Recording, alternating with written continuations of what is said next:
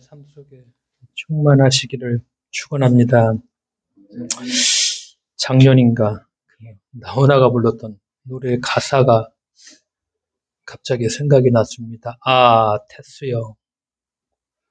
세상이 왜 이래? 왜 이렇게 힘들어? 아, 테스 형, 소크라테스 형.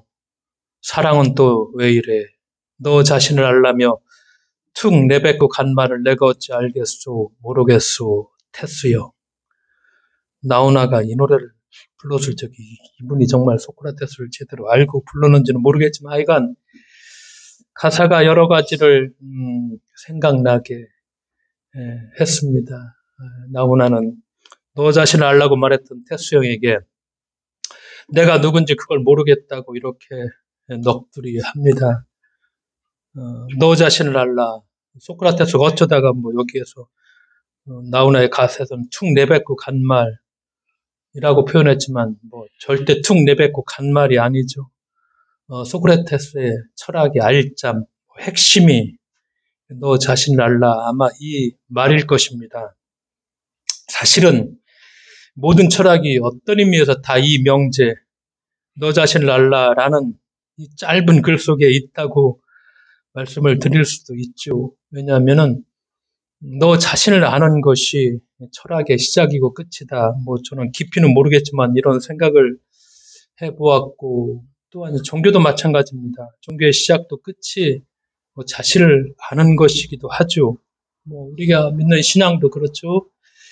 나 자신을 정확하게 깨닫고 나 자신을 온전히 살아내는 것 아마 이것이 우리의 신앙의 모습이라 생각을 합니다.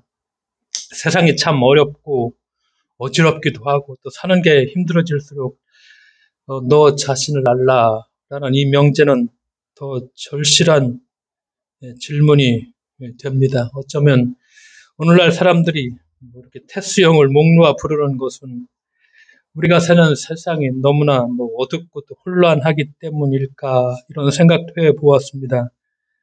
우리가 살아가면서 우리가 자신이 누구인지 퍼뜩 깨닫게 된다면은 우리가 어디로 가야 될지 또 분명한 우리의 길을 찾게 될 것이고 그래서 우리가 보다 온전한 모습으로 살아갈 수 있을 것입니다. 그런데 우리가 물어보죠, 진짜.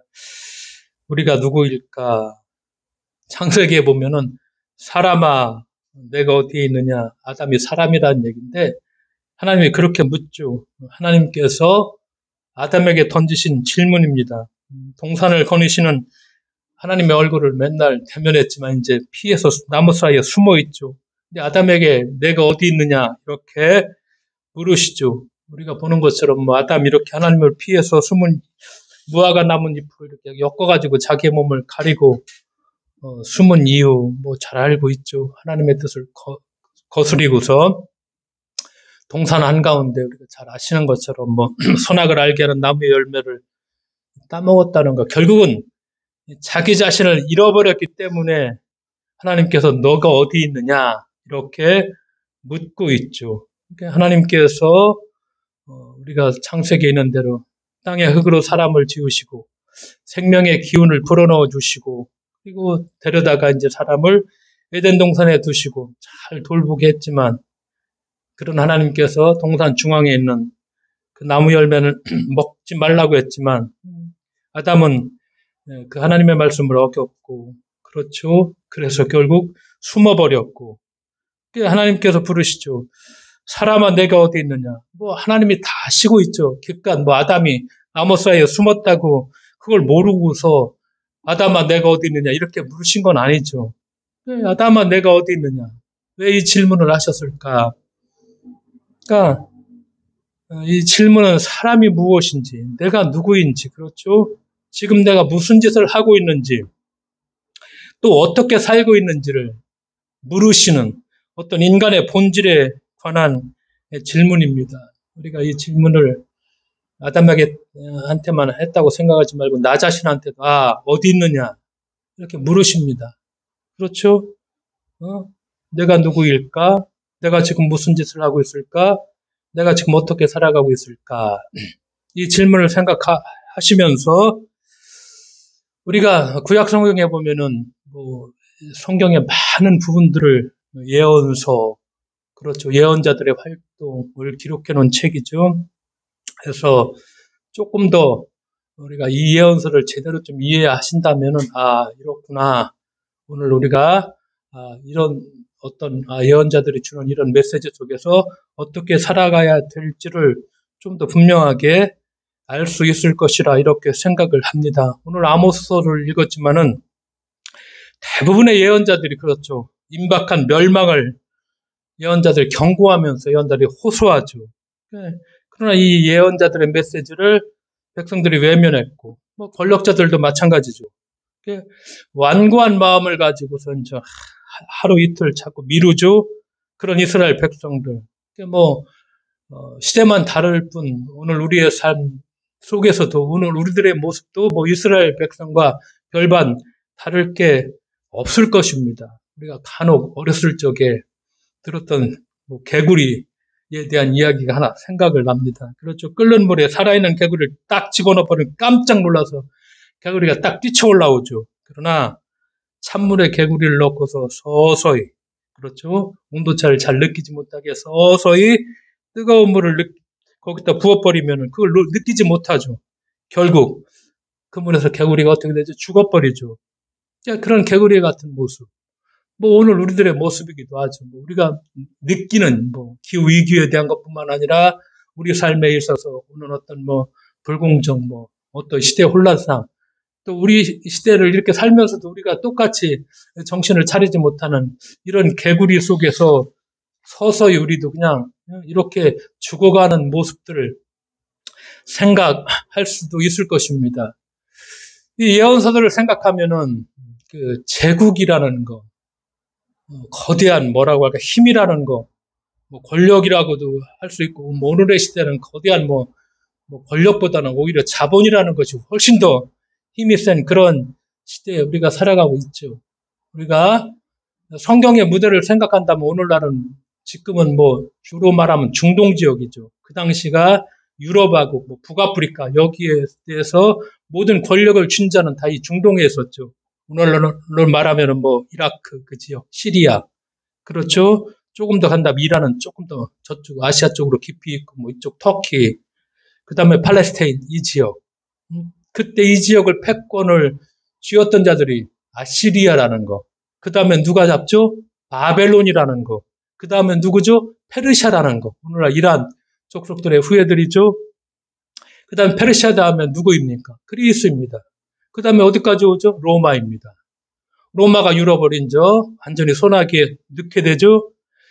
그런 제국들 밑에서 이스라엘은 참 조그만한 약소국이죠. 그러니까 이런 제국과 이스라엘은 아주 조그만한 약소국. 이 제국들 틈바구니에서 이스라엘이 어떻게 살아가야 될까? 우리가 성경에 보면 그런 모습들이 아주 막 적나라하게 나타나죠. 그런데 이때 등장하는 사람들이 예언자들이죠. 그러니까 예언자들이 예를 들어서 다른 나라랑 좀 다르게 구약 성경의 예언자들이 어떻게 본격적으로 등장하느냐. 우리가 보면 역사의 중심에 이들이 등장하게 된 배경을 보면 북쪽 이스라엘이 오늘 아모스는 북쪽 이스라엘에 대해서 예언을 한 사람인데 아시리아에게 멸망하기 직전이죠. 그 다음에 남유다는 어디로 갑니까? 바벨론한테 멸망하죠. 그리고 유배를 갔죠. 그때부터 이제 디아스포라, 유대인들이 흩어지기 시작했죠. 이때 예언자들이 본격적으로 등장을 합니다. 그런데 예언자들이 등장하게 된 것은 그보다 훨씬 이전에 가나안 정착이라는 것.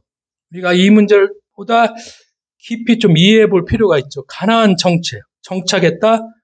이건 이스라엘 백성들에게 근본적인 변화를 체험하게 되는 아주 역사가 전혀 다른 역사가 되는 그런 상황이 되었다는 것이죠. 이스라엘이 민족 공동체가 형성되기 이전에는 사실은 예언자들이 나타날 필요도 없어 별 문제가 없었죠. 근데 이 가나안에 들어와서 초기 이스라엘에 정착하게 되죠. 그 다음에 뭘 건설합니까? 왕국을 건설하게 되죠. 이때부터 여러 가지 차원에서 그들이 경험해 보지 못했던 정말 엄청난 변화를 경험하게 되죠. 우리가 성경에 보면은 창세기, 출애굽기 쭉 나오죠. 이스라엘 백성들이 어떤 삶을 살죠? 유랑하는 삶을 삽니다. 그런 삶을 살죠. 그러다 어디에 정착하죠? 가나안에 정착합니다. 그러니까 이 가나안에 정착하면서 획기적으로 생활 양식이 변화가 되죠. 삶의 양식이라는 것이 유목생활, 이렇게 방랑하는 그런 사회에서 어디로 들어가죠? 농경사회에 들어갑니다. 정착합니다. 그러니까 이제 유랑하는 생활에 익숙해 있다가 이제는 이제 어떤 땅에 정착하게 되는 정말 획기적인 변화를 이들이 경험하게 되죠.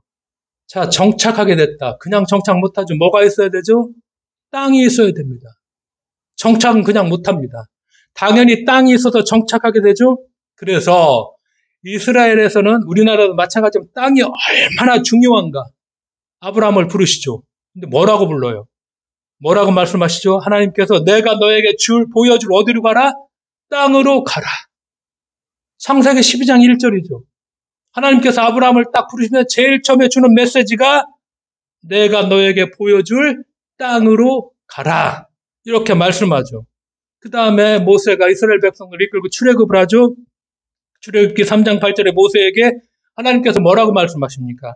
내가 이스라엘을 이집트인들에게 구하여 젖과 꿀이 흐르는 땅 가나안으로 인도할 것이다. 이렇게 얘기하죠. 그러니까 이 땅이라는 것이 이스라엘 사람들에게 정말 중요한 어떤 테마죠. 주제죠. 그러니까 구약 성경에서 땅이라는 딱 한 글자인데 이 표현은 사실 문학적 표상은 항상 생명의 의미를 갖고 있죠. 땅이 있기에 뭐가 있죠? 생명이 있습니다. 그러니까 우리가 이스라엘 선조들 성경을 수십 번씩 읽어봤다 하더라도 아직 이런 개념들을 잘 안 잡히는 사람들이 많이 있는데 아브라함, 이삭, 야곱 누구죠? 유목민들입니다. 요즘 우리말로 이 사람들을 가장 간단하게 뭐라고 표현할 수 있죠? 노숙자들입니다. 노숙자들이에요. 그러니까 이 사람들이 가족 단위죠. 다. 조금 더 넓으면 시족 단위고 가족 단위로 양을 몇 마리 끌고 다닙니다. 풀밭이 나오면 풀을 좀 먹이죠. 우물 있으면 물 좀 먹이죠. 그 다음에 또 다음 곳으로 떠나야 해요. 그런 노숙자들이죠. 우리가 창세기에 보면은 잘 알고 있죠. 아브라함이 족과 롯과 함께 살죠. 근데 뭐라고 합니까? 양떼가 많아지니까 롯에게 뭐라고 하죠? 이제 우리가 갈라서야 되겠다. 나는 네가 먼저 선택하라. 여기 있을래? 다른 데로 갈래? 왜 이런 얘기를 했을까? 당연합니다. 양떼가 너무 커지면 땅 주인들이 그 땅 주인이 자기가 안 해. 여기 와서 풀을 뜯으십시오. 넉넉하게 절대 허락해 주지 않죠. 그러니까 아브라함이 할 수 없이 선택을 하게 롯을 불러서 우리가 땅이 없다. 땅 주인이 안 된다고 그런다. 그러니까 우리가 어떡할래? 너 여기 있으면 내가 저쪽으로 가. 이런 말씀이 나오죠. 야곱과 에서가 화해를 해야죠. 그런데 함께 살면 좋은데 함께 머물지 않죠. 왜? 형님이 저쪽으로 가시면은 나는 이쪽으로 가겠습니다. 왜 이렇게 말하죠? 자기 땅이 없다는 것입니다. 아브라함의 아내가 누구죠? 사라가 죽죠. 여기서 죽는데 사라를 묻어야 되잖아요. 아무 곳에나 묻을 수 없죠. 왜? 묻었다가 다른 사람이 그냥 그 무덤을 파갖고 가버리면 이거 정말 안 되니까. 그러니까 창세기에 어떤 얘기가 나오죠? 막벨라 동굴을 하나 사는데 누구한테? 햇사람. 페니케 사람은 햇사람한테 돈을 주거라. 아브라함이 그 동굴 하나를 사죠. 그래 거기다가 사라를 이제 안치시키죠. 그런데 우리가 창세기를 읽어보면 이 무덤에 관한 막벨라, 사라의 무덤에 관한 얘기가 여러 번 계속 나와. 이게 왜 나올까? 지겨운데 이거 중요하지도 않은데 이 무덤 얘기 하나가 왜 자꾸 나올까? 이스라엘에게는 아주 중요합니다. 왜? 그 땅이 자기 땅으로 가져본 첫 번째 땅입니다. 그러니까 이 막발라에 대한 얘기, 사라의 무덤에 대한 얘기가 계속해서 나오고 있다는 것입니다. 이렇게 땅이 소중합니다. 그래서 드디어 그들이 어디에 정착하죠? 가나안에 정착을 합니다. 그런데 가나안이라는 사회는 전혀 다른 세계죠. 이들이 겪어보지 못한 그런 사회죠. 왜? 일단 가나안은 다신교들을 믿는 이스라엘 사람들이 유일신 하나님을 믿는데 이 가나안에 오니까 여러 신들을 믿는 그런 다신교적 그런 사고와 충돌하게 됩니다. 불가피하게 막 충돌하게 돼 있죠. 그러니까 이들이 노숙자일 때는 유랑민들이었을 적에는 삶의 양식이 그러니까 고유신앙을 그들이 야외 신앙을 보존하기 어려움이 없었습니다. 때때로 뭐 광야를 가다가 뭐 매혹시키는 종교 문화를 만난다 하더라도 거기서 정착할 수가 없죠. 그러니까 다른 데로 떠나버리면 되니까 새로운 어떤 문화나 종교의 유혹, 이것을 충분히 견뎌낼 수 있었고 포기할 수 있었다는 것입니다. 그런데 이 정착 생활에 돌입하면서 이 유혹을 피할 수가 없어요. 이제 이 유혹에 맞닥뜨려야 돼. 불가피하게 이제 이 유혹과 맞서야 됐죠.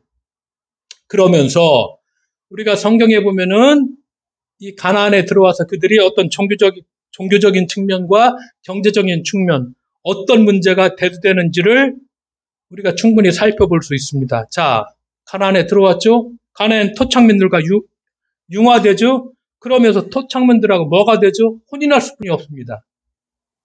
절대 같이 우리끼리 그래서 성경에는 이방인 여자를 나중에 갈라지게 하라, 억지로 떼어놓으라 하는데 불가능하죠. 그러니까 종교 혼합주의가 당연히 생길 수밖에 없죠. 가나안은 어떤 사회입니까? 농경사회에 적합한 자연 종교입니다. 근데 이스라엘 백성들은 여기에 자꾸 매료되어 가죠. 근데 이스라엘 사람들이 믿는 야훼는 무슨 종교예요? 계시 종교예요. 하나님이 말씀하시잖아. 계시하시잖아. 그런 계시 종교인데 이 가나안은 전혀 다른 종교예요. 자연 종교야. 그런데 이 이스라엘 백성들이 자기들이 믿던 계시 종교 이걸 저버리고 이제 이 자연 종교에 너무나 서서히 자꾸 거기에다 매료되어 가죠. 왜? 하나님께서 계시하신 계시 종교는 좀 까다로워. 금욕적인 정신하고 참 윤리를 얘기해. 정의롭게 살아야 돼. 바르게 살아야 돼. 너 재산 가지면 나눠줘야 돼. 자연종교는 그런 요구들이 하나도 없잖아. 그러니까 이걸 버리고 이 자연종교에 그냥 매료되어 가는 거야. 가나안 종교가 자연의 풍부한 생산력을 중요시하는 자연종교로서 남신, 여신의 성교를 통해서 모든 생산력을 다 정당화시켜주는 거야. 그러니까 이게 이 종교가 이스라엘의 야훼 종교를 아주 완전히 강하게 흔들어 놓고 이스라엘 백성은 여기서 헤어나올 수 없었죠. 성경에 보면은 여기 헤어나오지 못합니다. 솔로몬 같은 사람, 이제 왕들까지 다 누가 들어오죠? 다 이방의 가나안 종교가 자연스럽게 들어올 수 있습니다. 그러니까 이런 기본적인 전제들을 우리가 조금 더 바르게 이해하면은 이렇게 이스라엘이 처음에 시작됐고 이들이 유랑을 하다가 가나안에 들어와서 이런 문제들과 그들이 불가피하게 충돌했고 그런데 그런 것들이 이런 결과를 낳았구나. 경제적인 측면 하나 보자는 것입니다. 이건 종교적인 측면과도 연결되죠. 유목생활은 제일 중요한 게 공동으로 소유하는 것입니다. 사유재산이 용납이 안 됐죠. 다 같이 소유하고 다 같이 나눠오는 거야. 그런데 이게 농경생활로 삶의 형태가 바뀌어지죠. 이제 공동체적 연대가 어떻게 되죠? 당연히 깨어집니다. 농경사회라는 건 어떤 사회냐? 우리가 알고 있는 것처럼 이미 일정하게 한정되어 있는 땅을 내 소유로 만들어야지 생존권이 있어. 농경사회에서 내가 땅이 하나도 없으면 나는 생존권이 없어. 필부터 살아야 되나? 남이 수작농으로 들어야 되겠나? 이런 사회죠. 땅이 사유하게 된다는 거. 공동체보다 이게 훨씬 더 중요한 가치를 부상해. 땅의 개인 사유화로서 뭐가 시작되죠? 전쟁할 수뿐이 없어요. 전쟁이 시작되고 제한된 땅에서 자신이 추구하는 가치를 충족하기 위해서 다른 사람의 노동력과 토지를 당연히 갈취하기 시작되고 그러면서 부의 양극화 현상이 나타나게 되죠. 그러니까 당연히 여기에서 억울하게 소외된 가난한 사람들의 그 권리 문제가 등장을 하게 됩니다. 이게 예언자들이 등장하게 되는 결정적인 배경이 되죠. 땅을 이미 확보했어. 근데 그 사람들이 그것에 만족 못해. 더 많은 땅을 소유하기 위해서 그래서 자본을 더 가지고 있죠. 그러니까 미천이 없는 사람들 다 빼앗아 버려. 그냥 그렇죠. 고리대금을 해서 어떻게 해서라도 이걸 다 빼앗아서 수탈해서 자기 걸로 만들어 버리는 그런 사회가 돼버렸죠. 그래서 빈익빈 부익부라는 불공정한 부의 편제. 이스라엘 백성들이 처음에 어떻게 시작했죠? 하나님을 중심으로 했죠. 부족, 평등 공동체였어요. 이렇게 시작했었는데 이제 이 가나안 땅에 딱 들어와 보니까 사유재산을 이제 중심으로 해서 그런 공동체에 대한 깨어져 버려서 그러면서 사유재산을 중심으로 불평등하고 부조리한 사회로 전락해버리고 말았다는 것이죠. 유대인들이 유랑 생활을 끝내면서 땅을 정착해서 드디어 젖과 꿀이는 그 가나안 땅에 들어갔다고 했지만 결과는 어떻게 됐죠? 이들의 고유한 부족윤리, 율법에 기초한 이런 윤리가 깨어져 버리고 12지파 간의 연대죠. 그래서 그 지파 간의 어떤 공동한 연대를 상실해 버리게 되고, 그러니까 이렇게 대두되는 사회적인 문제를 고발하고 이를 하나님의 뜻으로 평정하고자 등장하게 된 사람들이 바로 예언자라는 거. 우리가 이렇게 예언자를 이해한다면, 예언자들이 이렇게 해서 나왔구나. 그래서 이런 문제들 때문에 이런 말씀들이 있었고, 오늘 아모스 읽어도 바로 그런 내용들이 쭉쭉쭉쭉 같이 나오고 있죠. 그러니까 예언자들은 소외계층의 대변자로서 인간의 욕망이 중심이 된 사회를 고발하고 이스라엘이 가야 할 길을 하나님 중심으로 모두가 평등한 대우와 삶을 보장받을 수 있는 그런 사회, 이런 사회 만들어야 된다. 이렇게 주장했죠. 그러니까 오늘날 교회를 어떤 역할을 하라고 하죠? 예언자적 역할을 하는 건 바로 이런 역할을 하라는 것입니다. 구약시대 때 이렇게 예언자들이 외쳤구나. 그러니까 오늘 우리 사회에서 교회가 예언자들 역할이라는, 그렇구나. 힘없고 약한 자들을 위해서 예언자들이 했던 소리를 교회가 해야 되는구나. 그렇게 이해를 하면, 신앙을 가진 우리는, 그렇지. 교회에서 우리가, 이런 소리를 내야 되는구나 하는 것을 성경에 기반해서 우리가 정확하게 제대로 알 수 있다는 것이죠. 자, 예언자들이 등장했죠. 그러면 그들이 누구와 갈등을 겪게 되죠? 당연히 왕과의 갈등을 겪게 되죠. 왜? 권력의 중심이 왕이니까. 이건 정치적인 영역이죠. 왕들에 대해서 비판하죠. 우리가 보는 것처럼 초기에 다윗이 범죄했을 적에 나단이 나타나서 다윗을 책망하는 그런 얘기. 사울 왕이 있을 적에 사무엘도 예언자라고 얘기하죠. 성경에서는 사무엘이 그 사울 왕을 책망하는 이야기. 그 다음에 이제 조금 더 이제 아시리아, 바벨론, 페르시아 이런 제국들과의 어떤 전쟁 속에서는 뭐라고 하죠? 어디를 왕들이 자기의 편한 대로 자기의 어떤 이권을 챙겨줄 수 있는 그런 제국에 빌붙으려고 할 적에 뭐라고 얘기합니까? 하나님의 말씀에 비추어서 왕들로 하여금 바른 길을 가라고 이렇게 이사야라든가 예레미야라든가 이런 예언자들이 외쳤던 사실을 우리가 성경을 통해서 알 수 있죠. 그러니까 왕들을 신랄하게 비판하는 예언자들. 그러면 이것도 마찬가지고 성경은 2000년 전에 있었던 이런 이야기만 아니죠. 예언자들이 그냥 2000년 전에 활동했으니까 지금 우리와 관계없어. 아니죠. 성경을 뭐라고 얘기하죠? 살아있는 말씀이라고 얘기합니다.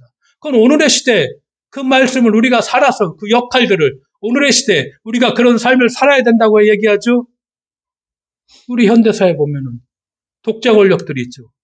그런 권력자들 앞에서 교회는 어떻게 됐나? 예언자들 사명 감당했나? 감당한 교회들은 다 막 감옥 가고 그런 현상들이 벌어져 결국에는 우리가 말하는 대형 교회들은 다 그 독재 권력들을 다 그냥 떠받들어주고 정당화시켜주고 이것이 우리 시대 우리가 말했던 것처럼 우리가 보아왔던 우리 시대 역사들이죠. 그러니까 구약시대 때와 지금의 삶의 양식만 이 형식만 변했을 때이지 그 살아가는 모습들은 똑같 동일하게 나타나죠. 그런 가운데서 교회의 역할이라는 거. 우리가 지금 팬데믹 시대를 살아가고 있죠. 팬데믹 하면 딱 하나 생각나는 건 그냥 전광훈이라는 사람만 생각나. 기독교에서는. 알바끼에서 500억을 받았는데 꼼짝꼼짝 그냥 국가에서 500억을 500억인가 얼마죠? 600억 정도 그냥 갖다 바치는. 그리고 무슨 소리를 다 하나님 까불면 죽으라 얘기했더라도 끽소리 못하는 대형 교회 목사들은 같이 가서냐 박수 쳐주고 이런 현상들이 있죠. 그리고 결국 처음에 코로나가 왔을 적에 대형 교회에서 목사들이 설교한 얘기는 뭡니까? 이거 중국을 심판했다 하나님이. 이런 얘기만 했잖아. 그러니까 이웃에 대해서 교회가 공감하고 아픔을 같이 나누기보다는 광시적 종교 행위에만 매몰려 버렸고 결국 기독교가 왜 이렇게 쪼그라들었나? 이건 결과가 우리한테 그대로 말아주는 거예요. 우리가 삶을 살지 못한 거예요, 우리가 예수의 삶을 살아내지 못하니까 아무런 영향도 없고 오히려 이제 교회 다닌다는 거면 짜증만 내버리고 나오는 소식들은 맨날 싸우는 이제 세습인이며 대형교회들은 이런 얘기만 들리고 이런 결과들은 우리가 당연한 결과들일 수뿐이 없죠. 그래서 우리는 고민하는 거죠. 신앙을 가진 우리가 어떻게 오늘을 살아가야 되느냐. 이 고민을 진지하게 하지 않는다면은 우리가 우리들의 뭐 바른 신앙의 삶을 살아간다고 얘기할 수 없죠. 또 하나, 왕아뿐만 아니라 제사장들하고 갈등을 일으키죠. 왜? 제사를 너무나 잘 드려. 사회는 이런데. 그렇죠. 레위기 법전에 따라서 막 거대하게 막 제사를 똑같이 드리죠. 그런데 아모스라든가 이사야라든가 이 예레미야, 이 예언자들이 외치는 핵심 메시지가 뭐냐? 일상에서의 공정과 정의가 지켜지지 않는데 이렇게 하나님께 제사와 제물을 드리는 것, 이게 뭐라는 것이죠? 하나님을 역겹게 한다는 것입니다. 이 메시지도 우리가 정말 새겨 들어야 되죠. 이들은 레위기법에 따라서 안식일 제사 드리죠. 제물을 뭐 거대하게 드렸죠. 근데 뭐라고 얘기하죠? 나 받지 않겠다. 살찐 짐승, 그 속죄됨을 나 거들떠보지도 않는다. 시끄러운 노래 내 앞에 집어치워라. 너희의 수금소리 나는 듣지 못하겠다. 그러면서 아모스에서 얘기하는 것처럼 다만 공의, 공정이라는 것입니다. 공정을 물처럼 흐르게 하여라. 정의를 강물처럼 흐르게 하라. 이렇게 예언자들이 외치는 것이죠. 이스라엘의 공식적인 축제 6월절, 오순절, 초막절, 성전을 중심으로 참 거대한 이런 축제, 하나님께 제사를 드리고 벌어지죠. 근데 이거 배척한다는 것입니다. 하지 말라는 것입니다. 왜? 너희가 일상에서 공정과 공의와 정의가 지켜지지 않는데 이거 행하는 거, 이거 뭐라는 거냐? 하나님을 모독하는 거. 이게 예언자들의 핵심 메시지입니다. 그러면 이것도 우리가 오늘 물어야 되는 것입니다. 오늘 우리의 삶, 우리의 일상에서의 이 하나님의 공정과 정의가 실현되었는가? 이걸 우리가 끊임없이 물을 수밖에 없습니다. 고달퍼도. 우리가 경건한 종교여행에 참 말하죠. 꼭 주일성 서야 돼. 뭐 예를 들어 철야기도 해야 돼. 새벽기도 해야 돼. 온전한 11초 해야 돼. 근데 이제 팬데믹 시대 끝나니까 드디어 막 구흥집회 시작하더라고요. 열심히 나가서 뭐 이제 전도도 하기 시작하고 일산 동지방도 뭐 사경에 한다고 그러는데 보니까 뭐 형편없는 사람 데려다 한다고 그러는데 이렇게 시작돼요. 그런데 우리가 물어야지 돼. 일상에서 이 공정과 정의가 지켜지는가? 이게 지켜지지 않는 거. 이건 완전히 묵사발 나가고 있는데 거룩한 종교행위만 하는 거, 하나님을 어떻게 한다는 것이죠? 모독한다는 거. 그래서 우리는 늘 긴장하면서 우리가 이 예언자들의 메시지를 새겨 들어야 된다는 것이죠. 그러면서 역시 또 부유한 이들과 갈등을 겪을 수뿐이요. 부자들한테 오늘도 막 아모스나 이사야가 외치는 것처럼 자기 재산을 가지고 더 늘리기 위해서 가난한 이들을 아주 수탈하고 갈취해버리죠. 예언자들이 신랄하게 비판하죠. 오늘 말하는 공의라는 거, 공의를 공정으로 정확한 번역이 공정입니다. 이거 히브리어로 미슈바트인데 다스리다, 재판하다 이런 뜻이 있습니다. 그런데 다스리다가 히브리어의 뜻이 누구누구를 다스리는 것이 아니라 누구와 같이 누가 나누다라는 것입니다. 우리가 그런 말 하죠. 하나님의 말씀을 나누라. 하나님의 말씀을 누구와 나누라고 하는 것일까? 예언자들이 외친 핵심 메시지, 가난하고 수혜받는 이들. 그래서 누구까지 얘기하죠? 이방인. 어디까지? 심지어 가축까지 함께 나누는 삶. 이것이 구약의 율법에서 말하는 하나님의 공정이라는 것입니다. 그러니까 이 공정을 강물처럼 흐르게 하는 것, 서로 나누는 삶. 이것이 바로 하나님의 공이라는 것입니다. 예언자들이 이 메시지를 한결같이 전파하고 있다는 것이죠. 그러니까 예언자들이 왕이나 제사장이나 부자들에게 거침없이 하나님의 말씀을 전하고 심판을 선포했죠. 그러면서 예언자들은 하나님은 힘없고 가난한 사람들을 챙겨주시는 그런 분. 이게 예언자들의 메시지입니다. 그러니까 가난하고 힘없는 자들로 같이 살아야 된다는 것이죠. 예언자들이 하나님은 바로 그런 하나님이다. 그렇게 그런 사람들을 챙겨주신 하나님이라고 말씀을 하죠. 예언자들 참 힘들죠. 듣기 싫어하는 소리를 하는 것 정말 곤욕스럽죠. 모두가 다 그냥 이대로 좋은데, 그렇죠? 야, 별 아무 문제가 없는데 왜 분란 일으키느냐? 입 바른 소리 한다는 건 참 어려운 일이죠. 그런데 이것이 그냥 평범한 사람들이 아니라 이제 권력자들 앞에 간다면 이런 올바른 소리를 한다는 건 이건 정말 거의 뭐 죽음에 이르는 길은 길일 수도 있고, 그렇죠? 그리고 온 백성을 다 적으로 돌리면서도 이렇게 해야 된다면 그게 참 어려운 일이죠. 그런데 구약 우리가 예언자들을 보면은 하나님 때문에 이 모든 걸 그냥 다 버린 사람들이에요. 그렇다고 예언자들이 뭐 가난한 사람들이 아니었잖아요. 이사야 귀족 가문 출신이죠. 예레미야 에스겔 명망 높은 제사장 가문이죠. 오늘 읽은 아모스는 목장입니다. 목양업인데 일반 목동과 달리 큰 가축들을 소유한 이런 예언자죠.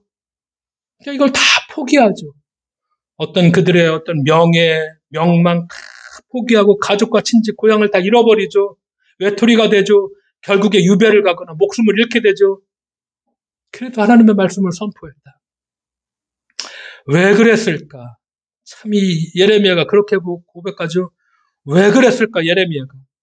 그분 하나님을 기억하지 않고 더 이상 그분 하나님의 이름으로 말하지 않으라 작정하여도 뼛속에 가두어둔 하나님의 말씀이 심장 속에서 불처럼 타오르니 제가 그것을 간직하기에 지쳐 더 이상 견뎌내지 못하겠습니다. 이게 예레미야의 고백이에요. 힘드니까 내가 다시는 이제 하나님 기억하지도 않겠다. 그분 이름 기억 안 할 거야. 그분 이름 하나님의 이름을 정말 말하지 않는 작정했어. 근데 뼛속까지 가두어둔 하나님의 말씀에 심장 속에 막 불이 타올라. 그러니까 외치지 않을 수 없다고. 예레미야가 그렇게 고백하죠. 그래서 그가 잡혀가죠. 예레미야는 저 이집트에 가서 결국 거기서 죽죠. 이사야는 톱으로 켜서 죽는다고 얘기하죠. 시대의 징표를 제대로 읽지 못하는 그런 지도자들의 무능함.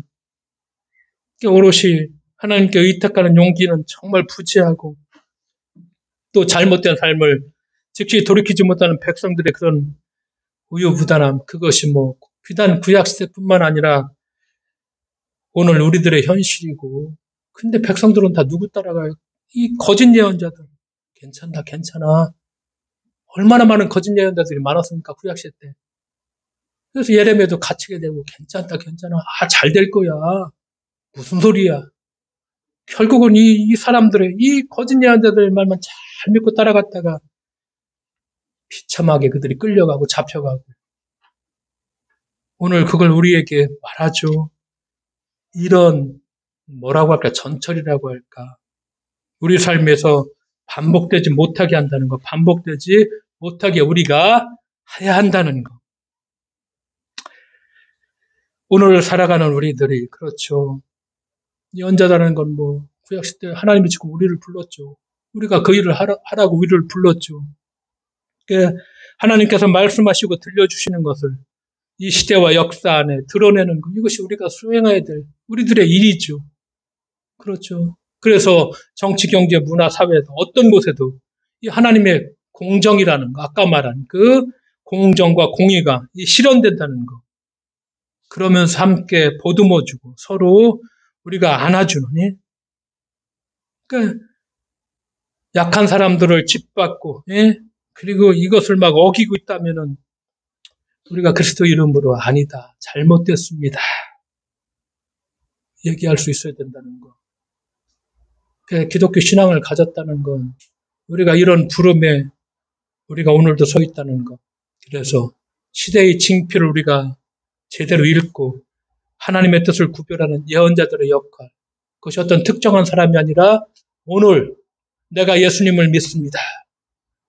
내가 하나님 앞에 현존하는 하나님 앞에 서 있습니다. 그렇게 고백하는 우리가, 나와 너가 바로 그런 사람임을 우리가 늘 기억하면서 오늘 우리의 삶을 살아가야만 하겠습니다.